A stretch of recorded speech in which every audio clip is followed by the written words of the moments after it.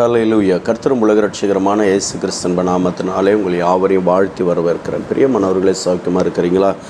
இந்த நாளிலேயும் கூட நாம் சந்தித்து கொள்ளும்படியாக தேவன் நமக்கு கிருபை செய்திருக்கிறார். கிருபை செய்த தேவனுக்கு கோடான கோடி நன்றி செலுத்துகிற நீங்களும் நன்றி செலுத்துங்க. ஆமென். ஹல்லேலூயா.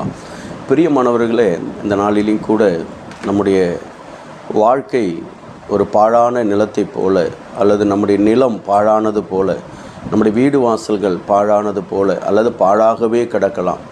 ஐயோ, இவ்வளோ நாள் ஆயிடுச்சு என் வீட்டை கட்டுவதற்கு, அஸ்திபாரம் இப்போ தான் போட்டேன், அதோட பாதியோடு நிற்குது, என்னால் தளம் போட முடியல, வீட்டை கட்டிட்டேன், அதுக்கு பூசு வேலை பண்ண முடியல, பல விதத்தில் அரைக்குறையாக நிற்கிறது, என் வீடு இது கூரை வீடு தான், அதை பிரித்து கட்டுறது கூட என்னால் முடியல, இவ்வளோ நாள் வாடகையில் இருந்துட்டேன், ஒரு சொந்த இடம் வாங்க முடியல, இப்படி பல விதத்தில் நான் பாழான ஒரு வாழ்க்கை வாழ்ந்துக்கிட்டு இருக்கிறேன், என் வாழ்க்கை இப்படி இருக்கிறதுன்னு சொல்லி கவலை கண்ணீரோடு கூட இருக்கிறீங்களா? இந்த பிள்ளைக்கு ஒரு நல்ல வாழ்க்கையை தேடி வைக்கலான்னு பார்த்தா இந்த பிள்ளையினுடைய வாழ்க்கை பாழாக கிடக்குது, ஒரு வாரம் கூட அமைய மாட்டுது, ஒரு நல்ல ஒரு பெண் கிடைக்க மாட்டுறாங்க, நல்ல ஒரு மாப்பிள்ளை என் பெண்ணுக்கு கிடைக்க மாட்டாங்க அப்படின்னு சொல்லி கவலைக்கோடு கூட கண்ணீரோடு கூட இருக்கிறீங்களா?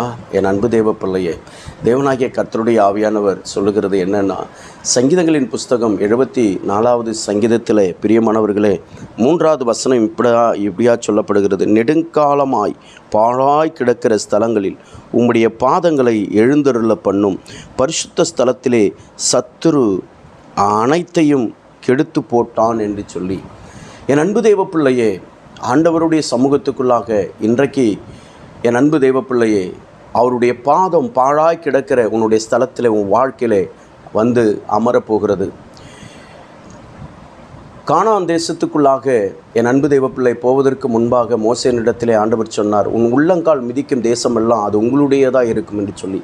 ஒரு ஊழியக்காரனுக்கு அந்த ஒரு பவர், அந்த அந்த வல்லமையை கொடுத்தது உண்மையானால் அதை கொடுத்தவர் எவ்வளோ வல்லமையுடையவராக இருப்பார்?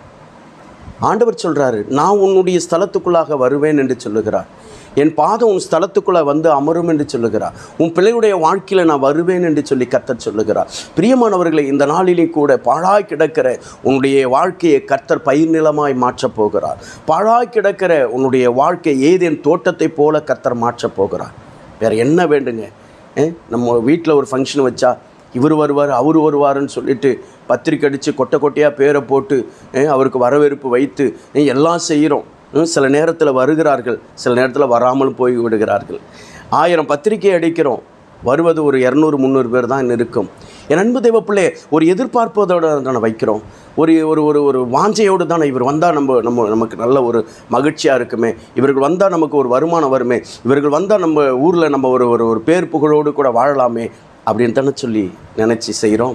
என் அன்பு தெய்வ பிள்ளையே, அதற்கு மேலாக அவர்களெல்லாம் நம்ம எல்லாம் உருவாக்கினவர் சொல்கிறாரு, அந்த ஸ்தலத்துக்குள்ளாக நான் வந்து கால் மிதிப்பேன் என்று சொல்லுகிறார். அந்த ஸ்தலத்துக்குள்ளாக நான் வருவேன் என்று சொல்லுகிறார். பூட்டப்பட்ட கதவை தட்டி உள்ளே பிரவேசித்து அவர்களோடு கூட போஜனம் பண்ண வல்லமை உடையவர் நம்முடைய ஆண்டவராக இயேசு கிறிஸ்து.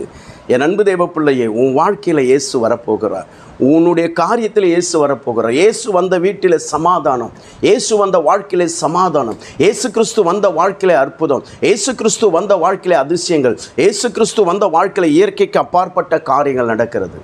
இன்றைக்கு உன்னுடைய வாழ்க்கை படகிலே ஆண்டவர் வருகிறார். என் அன்பு தெய்வ பிள்ளையே, பயப்படாதே. ஒருவேளை ஊழியத்தின் பாதையிலே பரிசுத்த ஸ்தலம் சத்துருக்களால்